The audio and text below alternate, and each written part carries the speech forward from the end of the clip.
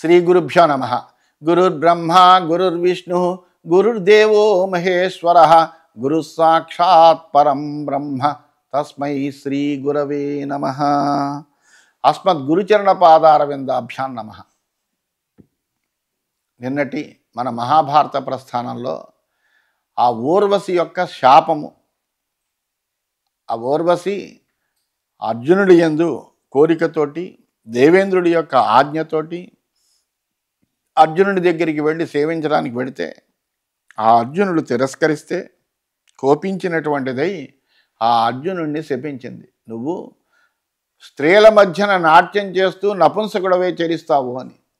ఆ శాపం విన్నటువంటి అర్జునుడు చాలా బాధను పొందినటువంటి వాడై చిత్రసేనుడి దగ్గరికి వెళ్ళి వృత్తాంతం చెబితే, చిత్రసేనుడు దేవేంద్రుడి దగ్గరికి చెబితే దేవేంద్రుడు అర్జునుడిని ఓరడించి, ఈ శాపం కూడా నీకు ఒక వరమయ్యా, ఎందుకంటే 13వ సంవత్సరంలో మీరు అజ్ఞాతవాసం చెయ్యాలి, ఆ అజ్ఞాతవాస సమయంలో మీరు ఎవరి చేత గుర్తించబడకుండా ఉండాలి, అటువంటప్పుడు ఒక ప్రచ్ఛన్నమైన వేషం కావాలి నీకు, అందులో నువ్వు మహాపరాక్రమవంతుడు, నిన్ను అందరూ గుర్తిస్తారు, అటువంటి ఇబ్బంది లేకుండా నీకు శాపం వచ్చింది కాబట్టి 1 సంవత్సర కాలం పాటు యథేచ్ఛమైనటువంటి సమయంలో నువ్వు ఈ శాపాన్ని పొందగలవు అని విధంగా ఆ శాపానికి ఆయన సూచన చేసి దేవేంద్రుడు, అందువలన ఈ శాపం కూడా నీకు ఒక వరమే, నువ్వు ఇంద్రియ నిగ్రహం కలిగినటువంటి వాడవయ్యా, మహానుభావుడవు అని చెప్పాడు.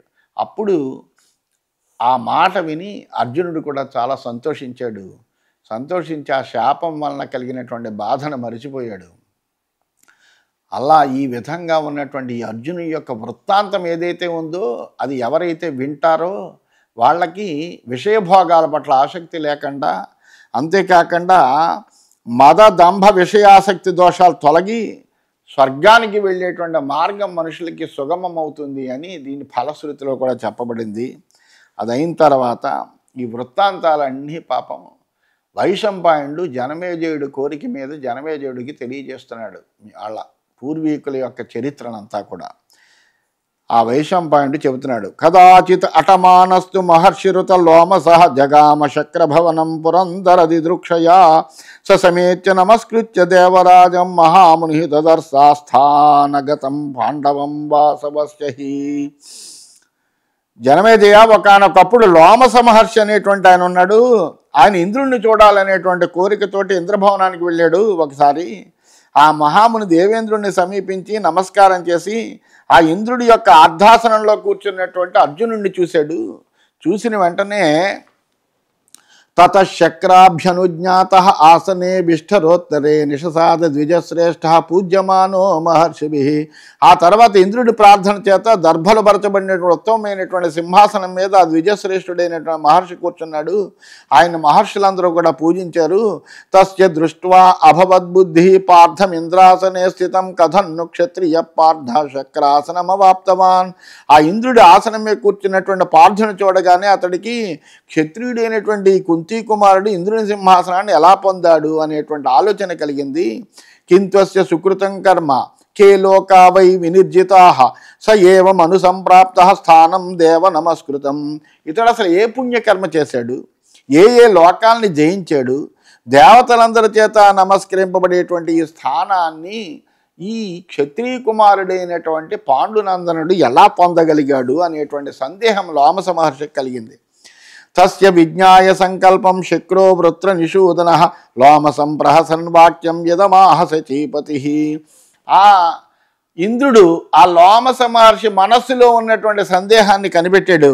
కనిపెట్టినటువంటి వాడై నవ్వుతూ లోమసుడితో ఈ విధంగా అంటున్నాడు, బ్రహ్మర్షే శ్రూయతాం యత్తే మనసైత వివక్షితం నాయం కేవలమర్చో వై మానుషత్వం ఉపాగత. బ్రహ్మర్షి, నీ మనసులో ఉండేటువంటి సందేహం నాకు అర్థమైందయ్యా, దానికి సమాధానం చెబుతున్నాను విను. ఇతడు మానవ జన్మ ఎత్తినటువంటి సాధారణమైనటువంటి మర్చుడు ఎంత మాత్రమూ కాదు. మహర్షే మమ పుత్రోయం కుంత్యాం జాతో మహాభుజ అస్త్రహేతోరిహ ప్రాప్త కస్మాచిత్ కారణాంతరాత్ అహో నైనం భవాన్ వేత్తి పురాణం ఋషి సత్తమం శృణుమే బదతో బ్రహ్మన్ యోయం యచ్చాస్య కారణం. ఓ మహర్షి, మహాబాహువైనటువంటి అర్జునుడు కుంతికి జన్మించినటువంటి నా కుమారుడు. ఒకానొక కారణం వల్ల అస్త్ర విద్య కోసం ఇక్కడికి వచ్చాడు. పురాతనుడైనటువంటి ఈ ఋషి సత్తముణ్ణి నువ్వు ఎరుగుదువా? పూర్వజన్మలో ఒక గొప్ప ఋషినా బ్రహ్మర్షి, ఇతడు ఎవడో ఇలా జన్మించడానికి గల కారణం ఏమిటో అంతా కూడా నేను చెప్తాను, జాగ్రత్తగా విను. నరనారాయణవు యోతో పురాణ ఋషి సత్తమౌ తా విమావనుజానీహి హృషికేశ ధనంజయో. పురాణ పురుషులు ఋషి సత్తములైనటువంటి నరనారాయణుల గురించి నువ్వు వినే ఉంటావు.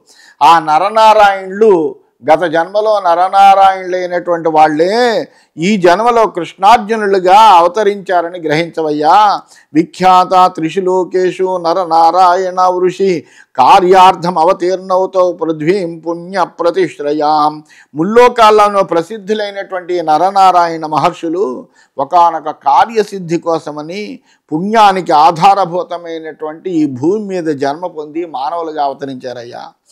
ఎన్న శక్యం సురైర్ద్రష్టం ఋషిభిర్వా మహాత్మభి తదాశ్రమ పదం పుణ్యం బదరీనామ విశ్రుతం సనివాసో అభవద్విప్రా విష్ణోర్జిష్ణోస్తథైవ చ యత ప్రభవృతే గంగా సిద్ధచారణ సేవిత. దేవతల చేత కానీ మహాత్ములైన ఋషుల చేత కానీ చూడడానికి శక్యం కానటువంటిది బదరీ క్షేత్రము. ఎంతో యోగం ఉంటే కానీ అక్కడికి వెళ్ళలేరు. ఎప్పటికీ కూడా బదరీనారాయణుడి యొక్క దర్శనార్థం బదరీ క్షేత్రం వెళ్ళాలి అనుకుని వెళ్ళలేకపోయినటువంటి వాళ్ళు ఎంతోమంది ఉన్నారు. అందువలన అదేంటంటే యోగం ఉండాలి. క్షేత్ర సందర్శనం అనేటువంటిది కూడా ఒక యోగం. అటువంటి యోగం ఉండాలి అంటే పూర్వ సంచితమైనటువంటి పుణ్య విశేషం కూడా ఉండాలి. అటువంటి పుణ్య విశేషం లేనటువంటి వాళ్ళకి చూడడానికి శక్యం కాదయ్యా. అటువంటి బదరి అనేటువంటి పేరుతో ప్రసిద్ధమైనటువంటి పవిత్రమైనటువంటి స్థలం అది. అక్కడ ఒక ఆశ్రమం ఉంది. బ్రహ్మర్షి సిద్ధులు చారణులు సేవించేటువంటి గంగ అక్కడి నుంచే పుట్టింది.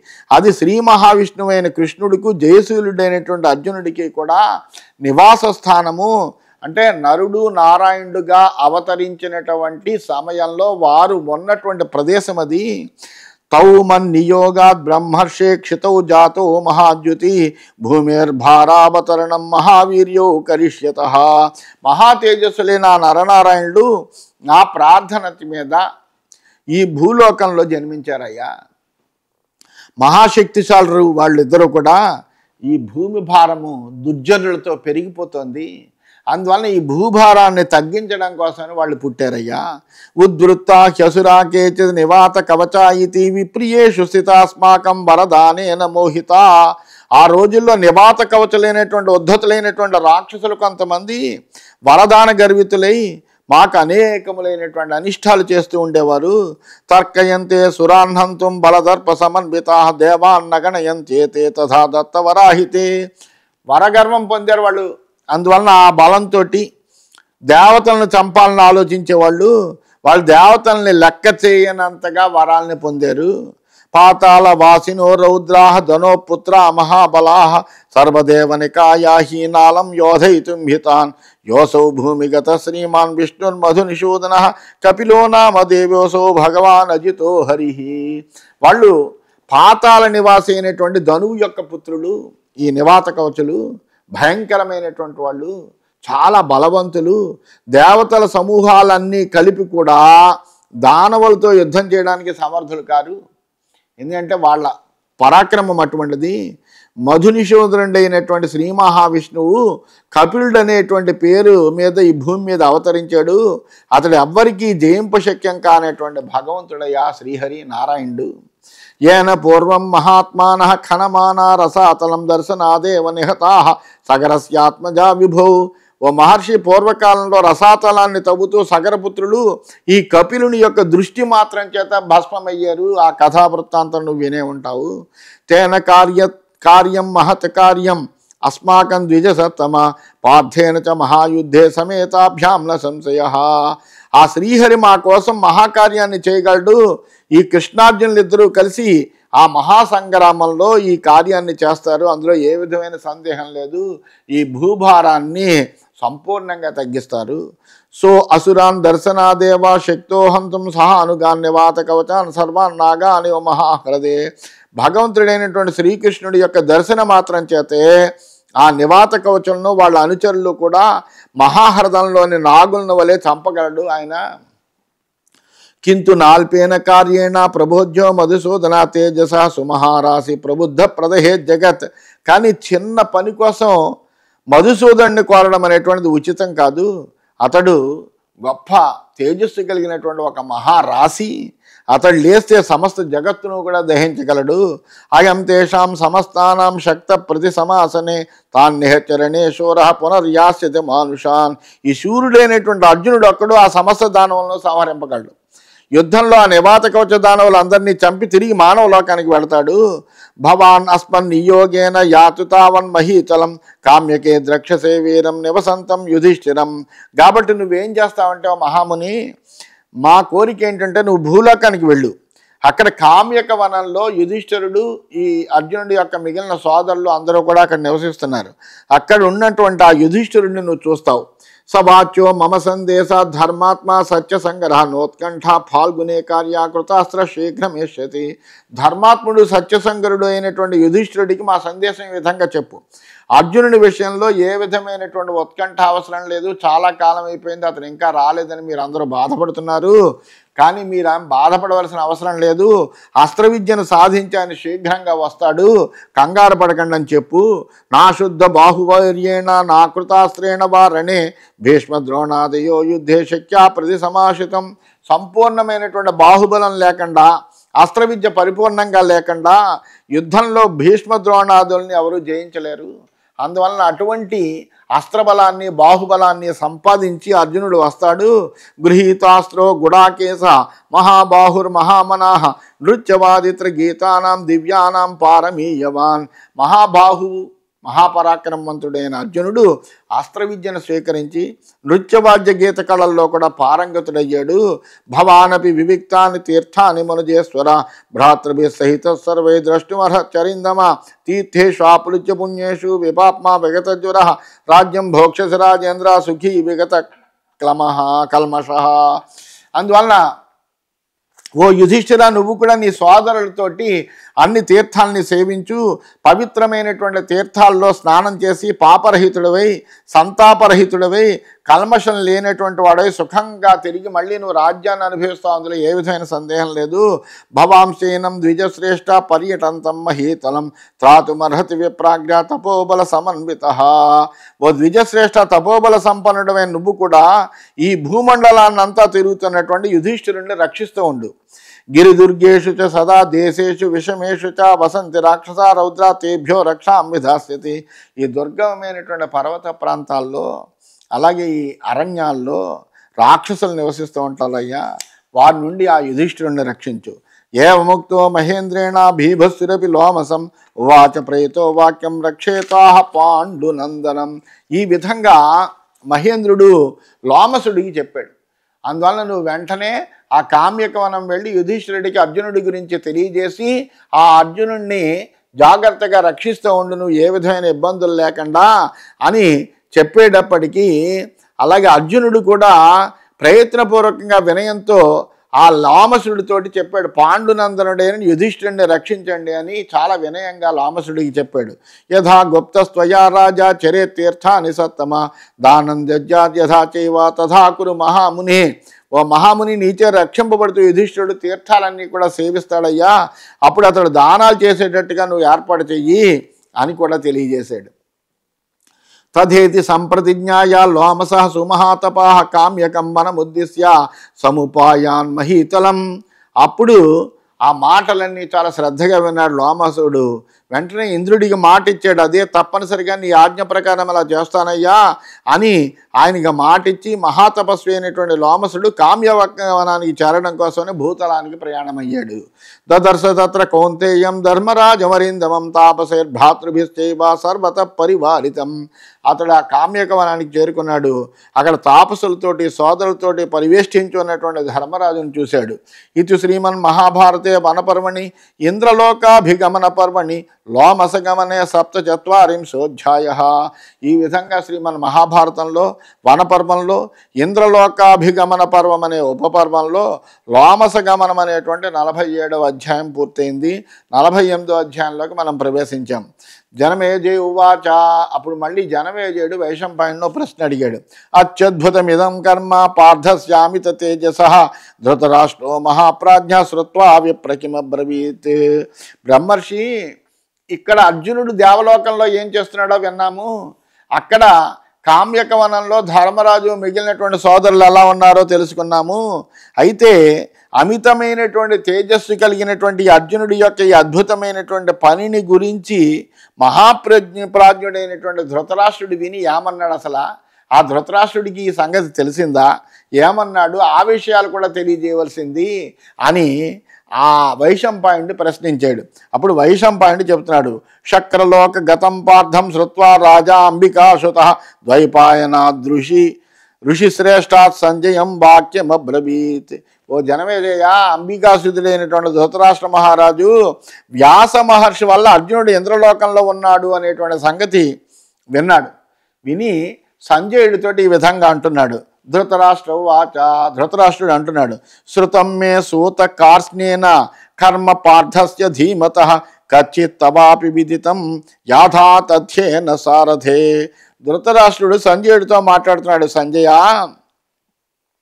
మిక్కిలి బుద్ధిమంతుడైనటువంటి ఆ కుంతీ కుమారుడైనటువంటి అర్జునుడి యొక్క సమస్త వృత్తాంతాన్ని విన్నానయ్యా సారథి.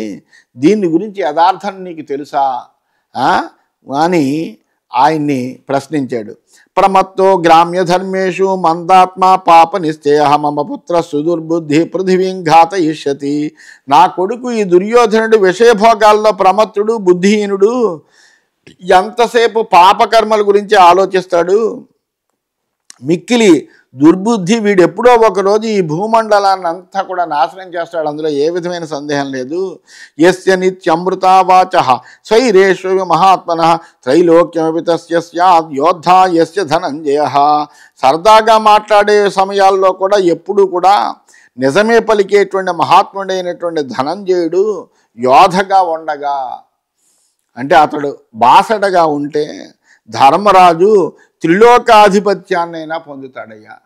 అర్జునుడు ప్రక్కన ఉన్నాడు అంటే ధర్మరాజుకి ఏ విధమైనటువంటి అడ్డు లేదు. ముల్లోకాలకి కూడా అధిపతి అయినా మనమేమో ఆశ్చర్యపోక్కర్లేదు. ఇంక ఈ కురురాజ్యాధిపత్యం గురించి చెప్పాల్సిన పని ఏముందయ్యా? కేవలం సత్యవ్రతుడు కాబట్టి ఆ మాట నిలబెట్టుకోవడం కోసమని, అసత్య దోషం రాకుండా ఉండడం కోసం వనవాసం చేస్తున్నాడు తప్ప అతడు ఆనాడే తిరిగి యుద్ధం చేసి కావాలనుకుంటే కనుక ఈ పృథ్వీనంతటిని కూడా జయించి మా నుండి ఈ రాజ్యాన్ని పొందగలిగినటువంటి సమర్థుడే. అందులో ఏ విధమైనటువంటి సందేహం లేదయ్యా. అస్యతః కన్నినారాచాన్ తీక్ష్ణాగ్రాంస శిలాసుతాన్ కోర్జునస్య అగ్రతస్థిష్ఠే అపి మృత్యుర్జరాతిగః. శిలల వలె కఠినమైనటువంటి తీక్ష్ణమైనటువంటి అగ్రాలు కలిగినటువంటి కర్ణి అనే పేరు గల బాణాలని ప్రయోగించేటువంటి అర్జునుడికి ఎదురుగా అసలు ఏ సైనికుడు నిలబడగలడయ్యా? ముసలితనాన్ని జయించినటువంటి మృత్యువు కూడా అతను ఎదురుగా నిలబడలేదయ్యా. మమ పుత్ర దురాత్మాన సర్వే మృత్యువశానుగా ఏషాం యుద్ధం దురాదర్శై పాండవై ప్రత్యుపస్థితం. ఎదిరింపశక్యం కానటువంటి ఆ పాండవులతో యుద్ధం చేయవలసినటువంటి స్థితిలో ఉన్న దురాత్ములైనటువంటి నా పుత్రులంతా మృత్యువునికి వసులై ఈ విధంగా ప్రవర్తిస్తున్నారు. వీళ్ళకి చావు తప్పదు. తథైవచన పశ్యామి యుధి గాంధీవ ధన్వనః అనిశం చింతయానోపి యయే నముదియాద్రధి. రాత్రింబవళ్ళు ఆలోచించినప్పటికీ కూడా ఆ గాంధీయుధనుడైనటువంటి అర్జునుడికి ఎదురుగా యుద్ధంలో నిలబడగలిగినటువంటి రధికుడు ఎవడున్నాడో నేను తెలుసుకోలేకపోతున్నాను మా పక్షంలో. ద్రోణకర్ణో ప్రతీయాతం యది భీష్మో వివారణే మహాన్ శాత్ సంశయో లోకే త్వత్ర పశ్యామి నో జయం. యుద్ధంలో ద్రోణుడు కాని, కర్ణుడు కాని, భీష్ముడు కాని అర్జునుడికి ఎదురు నిలవగలరు. అయినా నాకు అది సందేహమే. వాళ్ళకి ఆ పరాక్రమం ఉంది అనేటువంటి విషయం నాకు తెలుసు, కానీ నిలబడగలిగినటువంటి సత్తా ఉందనేటువంటి విషయంలో మటుకు నాకు సందేహం వస్తుందయ్యా. ఈ లోకంలో మా పక్షంలో విజయాన్ని అసలు ఊహించలేకపోతున్నాను.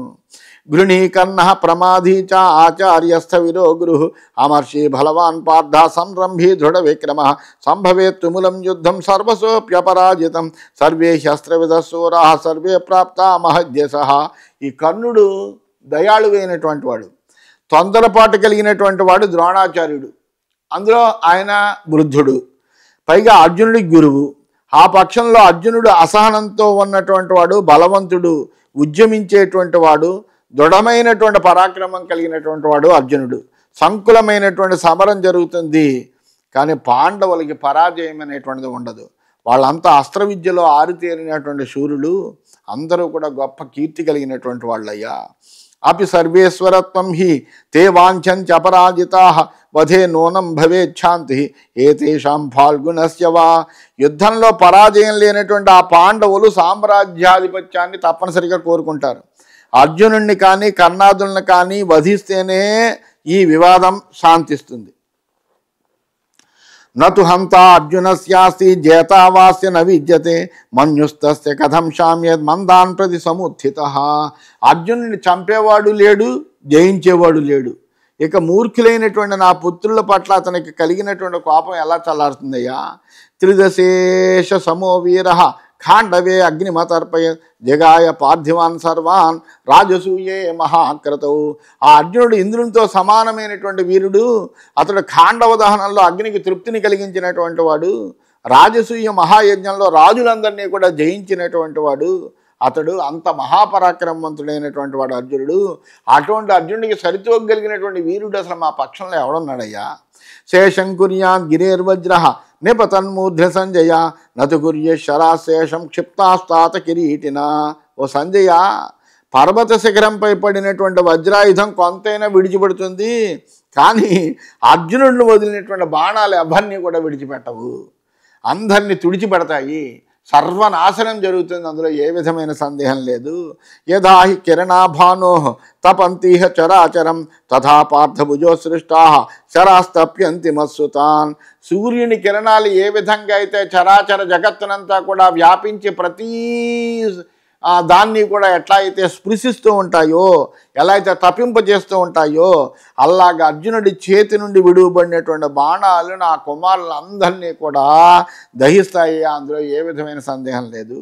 అపితద్రథ ఘోషేణ భయార్త సవ్యసాచిన ప్రతిభాతి విదీర్ణేవ సర్వతో భారతీ చమోహు. సవ్యసాచి అయినటువంటి వాడు అర్జునుడు, రెండు చేతులతోటి బాణాలని యథేష్టంగా వేయగలిగినటువంటి వాడు. రథఘోష చేత భయార్తులైనటువంటి కౌరవసేనల్ని చిన్నాభన్నం చేసేస్తాడు, అందులో ఏ విధమైన సందేహం లేదు. ఆ యుద్ధమంతా నాకు ఇప్పుడే గుర్తుకొస్తుంది. ఆ యుద్ధంలో జరగబోయేటువంటి విజయం ఎవరిదో కూడా నాకు అర్థమైపోతుందయ్యా. యదోద్వహన్ ప్రవపంశ్చైవ బాణాన్ స్థాతా అతతాయి సమరే కిరీటి సృష్టో అంతక సర్వహరో విధాత్ర భవేత్ యథా తద్వదపారణీయ. కిరీటి అయినటువంటి అర్జునుడు యుద్ధంలో అస్త్రశస్త్రాలతో నిలబడితే, ఆయన అక్కడ అలా గాంధీవం ధనుస్సు పుచ్చుకొని అలాగా అర్జునుడు అలా నిలబడితే బ్రహ్మ సృష్టించినటువంటి సర్వసంహారకుడైనటువంటి మరొక యమధర్మరాజులా ఉంటాడు. అంటే మొత్తం అందరినీ కూడా తుడిచిపెట్టేస్తాడయ్యా. అతన్ని జయింపదగినటువంటి వాడు మరొకడు ఎవ్వడు కూడా లేడు, ఉండడు. ఎందుకంటే అతడు విజయుడు. అంతేకాకుండా దివ్యమైనటువంటి అస్త్రాలన్నీ కూడా సంపాదించినటువంటి వాడు, చక్కగా మాట్లాడగలిగేటువంటి వాడు, అందరినీ మెప్పించగలిగినటువంటి వాడు, అద్భుతమైనటువంటి పరాక్రమం కలిగినటువంటి వాడు. అతన్ని ఎవరూ జయించలేరు, అందులో ఏమీ సందేహం లేదయ్యా, నాకు అలా అనిపిస్తోంది అని ఆ ధృతరాష్ట్రుడు సంజయుడితో చెబుతున్నాడు. ఇది శ్రీమన్ మహాభారతే వనపర్వణి ఇంద్రలోక అభిగమన పర్వణి ధృతరాష్ట్ర విలాపే అష్టచత్వారింశోధ్యాయ. ఈ విధంగా శ్రీమన్ మహాభారతంలో వనపర్వంలో ఇంద్రలోకాభిగమన పర్వం అనే ఉపపర్వంలో ధృతరాష్ట్ర విలాపం అనేటువంటి 48వ అధ్యాయం పూర్తయింది. 49వ అధ్యాయంలోకి మనం ప్రవేశించాము. ఆ ధృతరాష్ట్రుడు చెప్పినటువంటి మాటలకి సంజయుడు ఏ విధంగా సమాధానం చెబుతాడో అవి రేపటి విషయంగా మనం తెలుసుకుందామని తెలియజేస్తూ స్వస్తి.